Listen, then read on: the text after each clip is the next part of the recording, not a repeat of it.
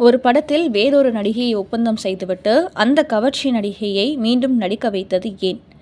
டிவியில் வந்த செய்தியை பார்த்து அந்த கவர்ச்சி நடிகை இறந்துவிட்டார் என்று சரோஜா தேவி பதறியது ஏன்? அந்த நடிகைக்கும் ஜெயலலிதாவுக்கும் படப்பிடிப்பில் சண்டை வந்தபோது எம்ஜிஆர் எப்படி சமாதானப்படுத்தினார்? அந்த நடிகை நடித்த பாடல்களை எம்ஜிஆர் ரசிகர்கள் கொண்டாடியது ஜெயலலிதாவுக்கு பொறாமையை ஏற்படுத்தியதா? அந்த நடிகை தனது கணவருக்கு கொடுத்த சத்தியத்தை மீறாமல் இருந்தும் மீண்டும் எம்ஜிஆருக்காக நடிக்க வந்தது ஏன்? இப்படி பல சுவாரஸ்யமான மற்றும் அரிய தகவல்களை உங்களுக்காக வழங்குகிறேன். வாங்க நிகழ்ச்சிக்குள்ள போகலாம். மக்கள் திலகம் எம்ஜிஆர் நடித்த பெரும்பாலான படங்களில் சில பொதுவான அம்சங்கள் இருக்கும்.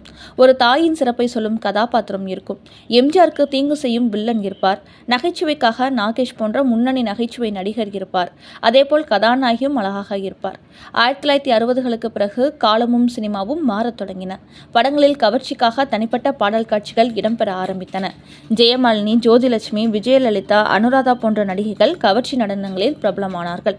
ஆனால் எம்ஜிஆர் படங்களில் இரண்டாவது கதாநாயகியை கவர்ச்சியான வேடத்தில் நடிக்க வைத்து அந்த கதாபாத்திரத்தையும் கதையுடன் தொடர்படுத்தி ரசிகர்களை கவர்வது ஒரு தனித்துவமான பாணியாக இருந்தது.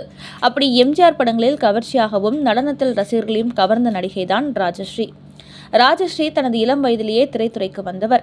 எம்ஜிஆர் படங்களில் 14 வயதிலேயே நடிக்க தொடங்கியதாக அவரை பற்றிய வாழ்க்கை வரலாற்று தகவல்கள் கூறுகின்றன. அவருடைய இயற்பெயர் குசலகுமாரி என்றும் விசாகப்பட்டினத்தை சேர்ந்தவர் என்றும் கூறப்படுகிறது. அவரது பெற்றோர் மத்தி சூரிய நாராயண ரெட்டி மற்றும் லலிதா தேவி. அழகு, நடிப்பு, நடனம், கவர்ச்சி என பல திறமைகளை கொண்டிருந்த ராஜஸ்ரீ தமிழ் மட்டுமல்லாமல் தெலுங்கு, கன்னடம், மலையாளம், ஹிந்தி உள்ளிட்ட பல மொழி படங்களிலும் நடித்தார். 1960-70களில் தனக்கென ஒரு தனி இடத்தை பிடித்தார். எம்ஜிஆருடன் ராஜஸ்ரீ நடித்த முக்கியமான படங்களில் ஒன்று கலையரசி. அந்த படத்தில் ராஜஸ்ரீ வேற்று கிரகவாசியாக நடித்திருந்தார். மேலும் ஒரு பாடல் காட்சியில் ஆடிக்கொண்டே வந்து எம்ஜிஆரின் மடியில் அமர வேண்டும். அந்த நேரத்தில் எம்ஜிஆருக்கு காலில் ஏற்பட்ட காயம் முழுமையாக குணமாகாத நிலை. மருத்துவர்களும் படப்பிடிப்பில் கவனமாக இருக்குமாறு அறிவுறுத்தியிருந்ததாக கூறப்படுகிறது. ராஜஸ்ரீ பலமுறை முயன்றும் சரியாக எம்ஜிஆரின் மடியில் அமர முடியவில்லை. இதனால் பல டேக்குகள் எடுக்கப்பட்டன. ஒரு கட்டத்தில் இயக்குனர் ராஜஸ்ரீயிடம் கோபமாக பேசியதாகவும் அதனால் அவர் அழுது கொண்டு ஸ்டுடியோவுக்குள் சென்றதாகவும் கூறப்படுகிறது. அதை பார்த்த எம்ஜிஆர் ராஜஸ்ரீக்கு ஆறுதல் கூறியதுடன் அன்று முதல் அவரிடம் மேலும் அன்பாக நடந்து கொண்டதாகவும் ஒரு தகவல் கூறப்படுகிறது. 1968இல் வெளியான குடியிருந்த கோவில் படத்தில் எம்ஜிஆர் இரட்டை வேடங்களில் நடித்தார். ஒரு எம்ஜிஆருக்கு ஜெயலலிதாவும் மற்றொரு எம்ஜிஆருக்கு ராஜஸ்ரீயும் ஜோடியாக நடித்தனர். இந்த படத்தில் ராஜஸ்ரீ நடித்த பாடல்கள் ரசிகர்கள் மத்தியில் மிகவும் பிரபலமானவை. குறிப்பாக துள்ளுவதோ இளமை பாடல் இன்றளவும் ரசிகர்களால் ரசிக்கப்படுகிறது. ராஜஸ்ரீயின் உடை அலங்காரத்திலும் எம்ஜிஆர் கவனம் செலுத்தியதாக கூறப்படுகிறது. கவர்ச்சியாக இருந்தாலும் ஆபாசமாக தெரியக்கூடாது, ரசிகர்கள் முகம் சுளிக்காத வகையில் கண்ணியமாக இருக்க வேண்டும் என்பதில் எம்ஜிஆர் கவனம் செலுத்தியதாக ராஜஸ்ரீ பேட்டிகளில் குறிப்பிட்டதாக செய்திகள் வெளியாகியுள்ளன. அந்த காலகட்டத்தில் கவர்ச்சி காட்சிகளிலும் ஒரு கண்ணியத்தை பின்பற்றியவர் எம்ஜிஆர் என்ற கருத்தும் அவரை பற்றிய நினைவுகளில் இடம்பெறுகிறது. ராஜஸ்ரீயின் அழகு மட்டுமல்லாமல் நடன திறமையும் எம்ஜிஆரை கவர்ந்ததாக கூறப்படுகிறது. குடியிருந்த கோவில், அடிமை பெண், பட்டிக்காட்டு பொன்னையா, நேற்று இன்று மாலை, நாளை நமதே உள்ளிட்ட படங்களில் அவர் எம்ஜிஆருடன் நடித்துள்ளார். அந்த காலத்தில் எம்ஜிஆர் படங்களில் ராஜஸ்ரீ தொடர்ந்து இடம்பெற்றதற்கு காரணம் அவருடைய திரை தோற்றமும் நடன திறமையும் கதைக்கு தேவையான அளவில் கவர்ச்சியை சேர்த்ததும் தான் என்று கூறலாம். பட்டிக்காட்டு பொன்னையா படத்தை பார்த்தபோது இளைஞர்களை கவரும் வகையில் ஒரு பாடல் காட்சி இருந்தால் நன்றாக இருக்கும் என்று எம்ஜிஆர் கூறியதாக ஒரு சுவாரஸ்யமான தகவல் உள்ளது. அப்போது ஜோதிலட்சுமி அழைத்து கவர்ச்சி நடனம் வைக்கலாம் என்று இயக்குனர் கூறியதாகவும் அதற்கு எம்ஜிஆர் ராஜஸ்ரீ இருக்கும்போது ஜோதிலட்சுமி எதற்கு என்று கூறி ராஜஸ்ரீயுடனேயே பாடல் காட்சியை அமைக்க சொன்னதாகவும் கூறப்படுகிறது. இந்த தகவலுக்கு உறுதியான ஆவண ஆதாரம் இல்லாதால் இதை ஒரு சுவாரஸ்யமான திரையுலக செய்தியாகவே பார்க்க வேண்டும். ராஜஸ்ரீ எம்ஜிஆர் உறவை பற்றி பேசும்போது அடிக்கடி குறிப்பிடப்படும் மற்றொரு சம்பவம் திருப்பதி லட்டு. ராஜஸ்ரீ திருப்பதிக்கு சென்று வந்தபோது படக்குழுவினருக்கு லட்டு வழங்கியதாகவும் எம்ஜிஆருக்கு மட்டும் கொடுக்காமல் இருந்ததாகவும் ஒரு தகவல் கூறுகிறது. அதற்கு காரணம் கேட்டபோது இது கோவில் பிரசாதம், உங்களுக்கு கடவுள் நம்பிக்கை இருக்கிறதா என்று தெரியவில்லை என்று ராஜஸ்ரீ கூறியதாகவும் சொல்லப்படுகிறது. அதற்கு எம்ஜிஆர் நகைச்சுவையாக பதிலளித்து லட்டை பெற்றுக்கொண்டதாகவும் கூறப்படுகிறது. இந்த சம்பவம் உண்மையா என்பது தனியாக உறுதி செய்யப்பட வேண்டிய ஒன்று என்றாலும் இதில் எம்ஜிஆரின் கோபமில்லாத நகைச்சுவையான அணுகுமுறை குறிப்பிடத்தக்கதாக சொல்லப்படுகிறது. ஜெயலலிதாவுக்கும் ராஜஸ்ரீக்கும் இடையே படப்பிடிப்பின் போது கருத்து வேறுபாடு ஏற்பட்டதாக சில பழைய செய்திகள் மற்றும் வாய்வழி கதைகள் கூறுகின்றன. அந்த சம்பவத்தில் எம்ஜிஆர் தலையிட்டு இருவரையும் சமாதானப்படுத்தியதாகவும் ஒரு தகவல் பரவியுள்ளது. ஆனால் இதற்கான உறுதியான ஆதாரம் கிடைக்காத நிலையில் ஜெயலலிதா ராஜஸ்ரீ சண்டை என்ற செய்தியை உறுதி செய்யப்பட்ட வரலாற்று சம்பவமாக சொல்ல முடியாது.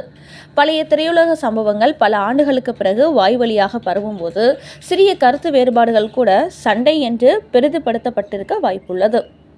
குடியிருந்த கோயில் படத்தில் ஜெயலலிதா கதாநாயகியாக நடித்திருந்தாலும் ராஜஸ்ரீ நடித்த பாடல்களுக்கும் ரசிகர்களிடையே நல்ல வரவேற்பு கிடைத்தது.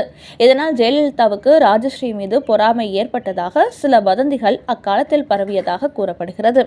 ஆனால் எதுவும் உறுதிப்படுத்தப்பட்ட தகவல் அல்ல.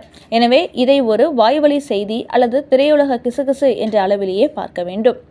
நேற்று இன்று நாளை படத்தில் ராஜஸ்ரீ நடித்த வேடம் முதலில் நடிகை பிரமிளாவுக்கு வழங்கப்பட்டதாகவும் பின்னர் அந்த வேடம் ராஜஸ்ரீக்கு மாற்றப்பட்டதாகவும் சில பத்திரிகை செய்திகள் கூறியதாக தகவல் உள்ளது.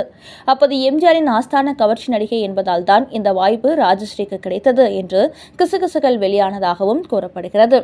ஆனால் படம் வெளியான பிறகு அந்த வேடத்திற்கு ராஜஸ்ரீ பொருத்தமாக இருந்ததாகவே பலரும் பாராட்டியதாக சொல்லப்படுகிறது. ராஜஸ்ரீயின் அழகை அடிப்படையாக கொண்டு கவிஞர் வாலி எழுதியதாக கூறப்படும் பிரபலமான பாடல் மதுரையில் பறந்த மீன்கொடியை உன் கண்களிலே கண்டேனே. அந்த பாடலில் ராஜஸ்ரீயின் அழகை வர்ணிக்கும் வரிகள் இடம்பெற்றிருப்பதாக ரசிகர்கள் நினைவு கூறுகிறார்கள். அதேபோல் பூம்புகார் படத்தில் மாதவி கதாபாத்திரத்திலும் ராஜஸ்ரீ தனது நடிப்பு திறமையை வெளிப்படுத்தியிருந்தார். ராஜஸ்ரீ 1978 ஒரு அரசியல்வாதியை திருமணம் செய்து கொண்டதாக அவரை பற்றிய தகவல்கள் தெரிவிக்கின்றன. அவர்களுக்கு ஒரு ஆண் குழந்தை பிறந்தது. ஆனால் திருமண வாழ்க்கை நீண்ட காலம் நீடிக்கவில்லை. அவரது கணவர் மாரடைப்பால் காலமானதாக கூறப்படுகிறது. திருமணத்தின் போது இனி சினிமாவில் நடிக்கக்கூடாது என்று கணவர் ராஜஸ்ரீயிடம் சத்தியம் வாங்கியதாகவும் கணவருக்கு கொடுத்த வாக்குறுதியை காப்பாற்றுவதற்காக அவர் தொடர்ந்து சினிமாவிலிருந்து விலகியே இருந்ததாகவும் கூறப்படுகிறது. இதன் காரணமாகவே பின்னாளில் சினிமாவிலும் தொலைக்காட்சியிலும் அவர் நடிக்கவில்லை என்று சொல்லப்படுகிறது. சினிமாவிலிருந்து விலகிய பிறகு ராஜஸ்ரீ பொதுவெளியில் அதிகம் தோன்றாமல் இருந்ததால் ஒரு கட்டத்தில் அவர் எங்கே இருக்கிறார் என்பதே பலருக்கும் தெரியாமல் போனதாக கூறப்படுகிறது.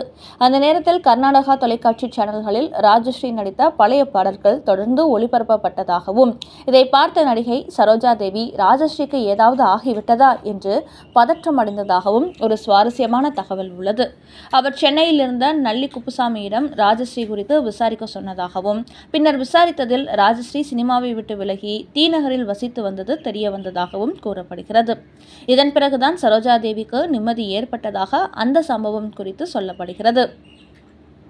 கலையரசி முதல் குடியிருந்த கோயில், அடிமை பெண், பட்டிக்காட்டு பொன்னையா, நேற்று இன்று நாளை, நாளை நமதே என பல படங்களில் ராஜஸ்ரீ எம்ஜிஆருடன் இணைந்து நடித்துள்ளார். தமிழ், தெலுங்கு, கன்னடம், மலையாளம், ஹிந்தி என பல மொழிகளில் சுமார் 200 படங்களில் நடித்ததாக அவரை பற்றிய வாழ்க்கை வரலாற்று தகவல்கள் குறிப்பிடுகின்றன. ராஜஸ்ரீயின் கவர்ச்சி என்பது வெறும் கவர்ச்சியாக மட்டும் இல்லாமல் அழகு, நடனம், நடிப்பு, திரையில் அவர் வெளிப்படுத்திய துடிப்பு ஆகியவற்றின் கலையாகவே இருந்தது. அதனால்தான் 1960-70களில் அவருக்கென ஒரு தனி ரசிகர் கூட்டம் உருவானது. அவர் எம்ஜிஆர் படங்களில் நடித்த பாடல்கள் இன்றும் ரசிகர்களால் ரசிக்கப்படுகின்றன. ஒரு கவர்ச்சி நடிகை எம்ஜிஆர் படங்களில் தொடர்ந்து நடித்து மக்கள் திலகத்தின் ரசிகர்களின் அன்பை பெற்று அவர்களின் மனதில் நீங்காத இடத்தை பிடித்தார் என்றால் அதில் எம்ஜிஆரின் தேர்வுக்கும் முக்கிய பங்கு இருந்தது என்பதில் மாற்று கருத்து இல்லை. ராஜஸ்ரீயின் திறமைக்கு எம்ஜிஆர் கொடுத்த வாய்ப்புகள், அந்த வாய்ப்புகளை அவர் பயன்படுத்திய விதம், இவை இரண்டும் சேர்த்துதான் அவரை தமிழ் சினிமா ரசிகர்களின் நினைவில் இன்றும் நிலைத்திருக்க செய்திருக்கிறது. இப்படிப்பட்ட இன்னும் பல அரிய தகவல்களுடன் மீண்டும் சந்திப்போம். நன்றி, வணக்கம்.